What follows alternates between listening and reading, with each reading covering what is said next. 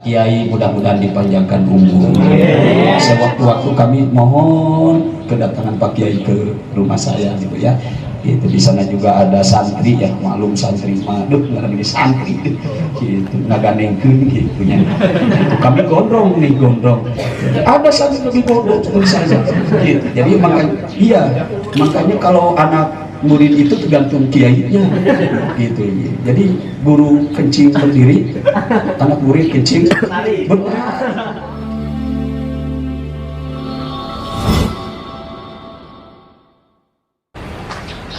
Bismillah nasta'idzuhu minas syaitan. Bismillah nasta'idzuhu minan niran. Bismillah nasta'idzuhu minal hadani wadh-dhann. Bismillahirrahmanirrahim. Assalamualaikum warahmatullahi wabarakatuh. Alhamdulillahi rabbil alamin. Wabihi nasta'inu ala umuri dunya waddin. Wassalatu wassalamu ala ashrafil anbiya'i wal mursalin Sayyidina Muhammadin wa ala alihi wa ashabihi ajma'in. Amma ba'd. Yang paling utama, kita panjatkan puji syukur kita kepada Allah Subhanahu wa ta'ala. Dengan nikmatnya kita dapat berkumpul di tempat yang insya Allah dimuliakan ini. Amin ya rabbal alamin. Salawat, salam semoga tercurah limpahkan kepada junjungan besar Nabi akhirul zaman, the king of the king, the best of the best man, and the ranking one in the world, Habibana wa Nabiyana wa Rasulana Muhammad sallallahu alaihi wasallam. Karena memang di negara ini dibutuhkan Pak RT yang tahfidz Quran. Kita mah tahfidz cuman tentang SPPT gitu. Tentang kakak gitu baru itu. Nah ini bukan tipe-tipe Pak RT yang harus tahfidz Quran, tapi Pak RT minimal harus mendukung terhadap orang-orang yang lagi tahfidz Quran. Karena orang tahfidz Quran itu termasuk daripada ahlinya Allah. Itu siapa ahlinya Allah itu? Qiraatul Quran, yang bisa membaca Al-Quran. Kalau kita tidak bisa membaca Al-Quran, kita hargai, kita muliakan, kita hormati orang yang membaca Al-Quran. Di sini ada tahfidz Quran. Kalau ya kita punya rezeki, punya makanan, kasihlah ke pesantren sini. Itu namanya memuliakan orang yang membaca Al-Quran. Pak RT Sulaiman di sini sudah 3 tahun jadi khodam di sini. Coba kalau kita cek sudah berapa ayat yang tahfidz oleh Pak RT. Ini harus, benar nggak? Jangan mengawasi saja. Karena orang yang mengawasi harus lebih pintar daripada orang yang diawasi. Makanya kalau tidak tahfidz, Pak Kiai mohon maaf. Apa artinya diam di sini? Itu. Bahasa Sunda mengahurin lah. Tapi bagus lah, bagus Pak.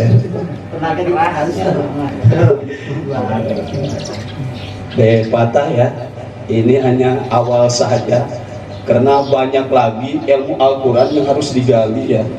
Karena Al-Quran itu jumlahnya 114 surat, 30 juz, 114 surat, 6.666 ayat. Di situ ada asbabun nuzulnya. 1000 ayat perintah, 1000 ayat larangan, 1000 ayat ancaman, 1000 ayat janji, 1000 ayat akhbar, 1000 ayat amsal, 500 ayat. Coba lagi saya.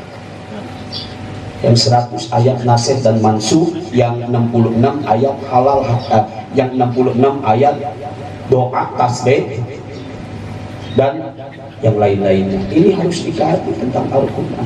Al-Quran itu bukan ilmu Allah ya, tapi ilmu yang diberikan untuk digali oleh manusia. Karena Al-Quran itu ilmu Allah lebih daripada Al-Quran. Ilmu Allah lebih daripada Al-Quran. Makanya apa yang tidak ada dalam Al-Quran? Ada.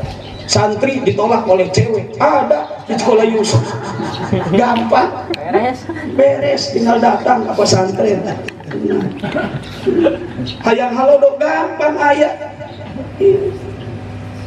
gampang. Hayang menang rezeki kayak Pak Kiai, tapi kurang gampang.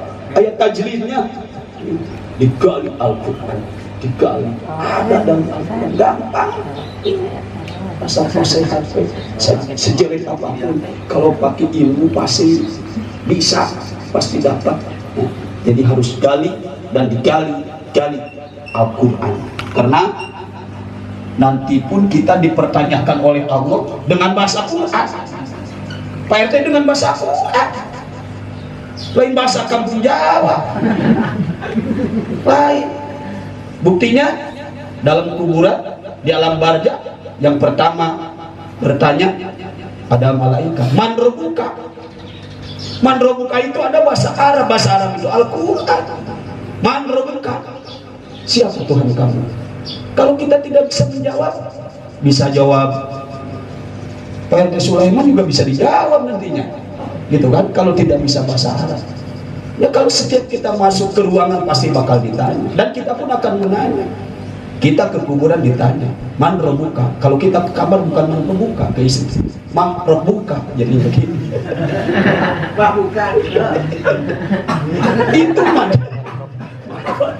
Itu man nyaman sama saja. Cuman bilagahnya beda. Kalau malaikat tidak man rabbuka, kalau kita mah rabbuka. Makanya kami sangat bangga ya Pak Kiai ya, apalagi ada di, nah itu mah cetusan, mohon maaf kalau nggak begitu nantinya ngantuk gitu ya. Jadi kalau nggak seperti itu harus ada minimal lalap sedikit lah gitu ibaratnya. Itu jadi kami sangat terharu bahwa di pondok pesantren ini jauh dari kampung. Mudah-mudahan memang kita harus ujlah ya, ujlah, karena doa yang diijabah oleh Allah itu adalah tempat yang memang jauh dari kemaksiatan Pak RT. Kita tidak tahu di kampung yang mengerjakan maksiat itu, tidak tahu ya. Mungkin ada juga yang gaple gitu kan, gaple juga maksiat mungkin ya.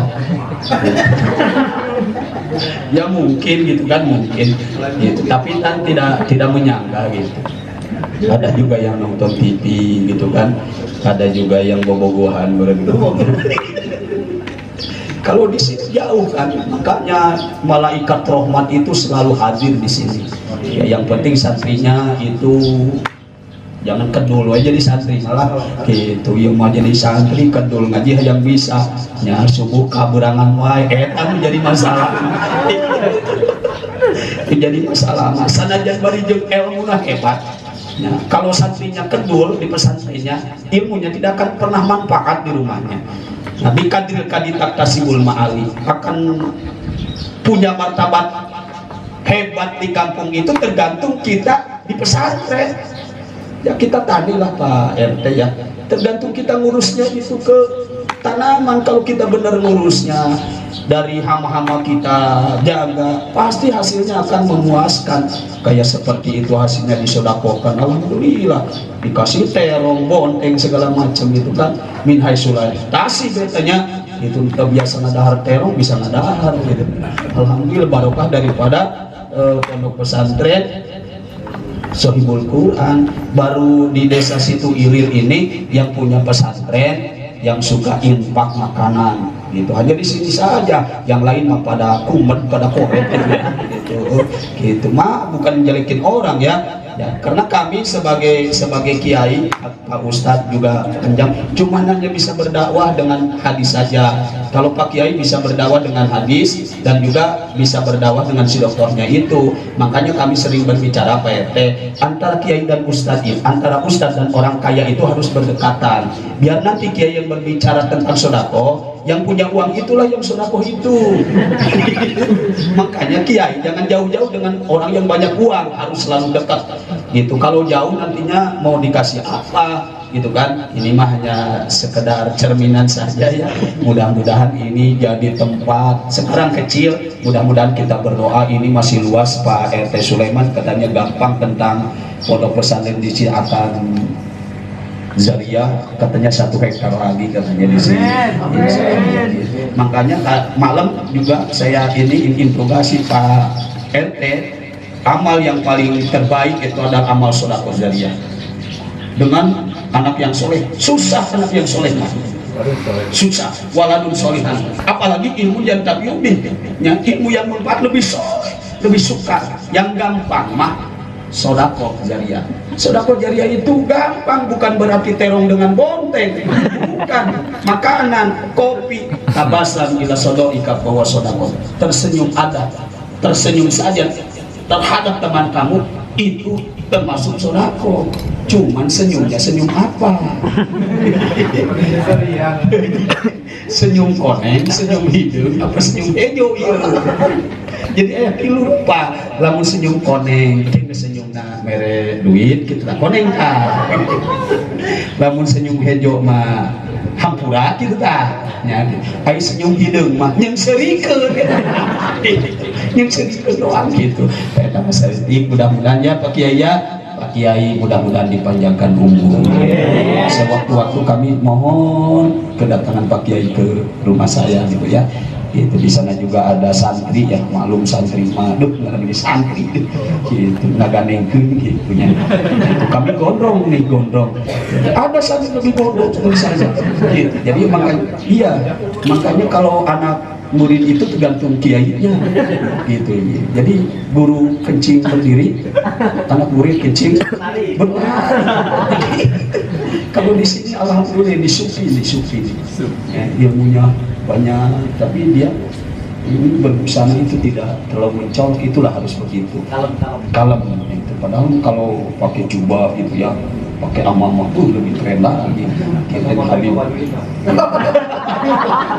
Kalau itu mah nggak usah dibicarakan ya. Mudah-mudahan menjadikan kekuatan ukhuwah Islamiyah bagi kita semua, wabil khusus di kampung dan umumnya bagi para kiai. Amin ya Allah ya Rabbi. Sukses Pak Kiai, yang mudah-mudahan tempat ini jadi barokah, menjadi penuh dengan ridhonya Allah Subhanahu wa taala, dan juga menjadikan tadi seperti tempat yang diharapkan ya bagi Pak Kiai maupun bagi kami atas nama masyarakat di sini, mendukung terus apa kegiatan yang ada di sini. Kami mohon maaf semalam nanya ke Pak RT karena ini tugas kami. Kami harus tegas ya, harus tegas. Pak RT itu alirannya apa Pak Haji? Saya tanya seperti itu. Makanya sekarang ada Pak Haji nih, gitu. Makanya kan udah terus terang Pak RT. Itu takutnya nanti kalau sudah terjadi ya, yang menjadi ini bukan hanya kami tapi masyarakat yang lain, karena sekarang ada instruksi dari Menteri Agama dan juga dari MUI bahwa jangan sesekali juga yang memberikan sodako ya Pak RT ya, kalau tidak jelas sodako ada yang minta gitu, tanya dulu kalau dia bawa proposal, buka proposal itu dari pesantren mana, dari yayasan mana, itu harus itu. Karena kemarin kejadian itu ada kejadian teroris itu hasil daripada sodako itu. Ini ada bukunya di rumah saya ada. Nah ini yang harus kita waspadai gitu, itu harus, karena kalau sudah terjadi nanti repot juga gitu. Tapi waktu pertama kami ketemu pun tapi udah ada sambungan batin saya dengan Pak Haji waktu di situ gitu ya. Alhamdulillah, mudah-mudahan sekali lagi santrinya semakin banyak dan juga tempat nasi dibarokahkan oleh Allah Subhanahu wa taala. Mungkin hanya itu saja. Mohon maaf. Wabillahi taufiq wal hidayah. Assalamualaikum warahmatullahi wabarakatuh.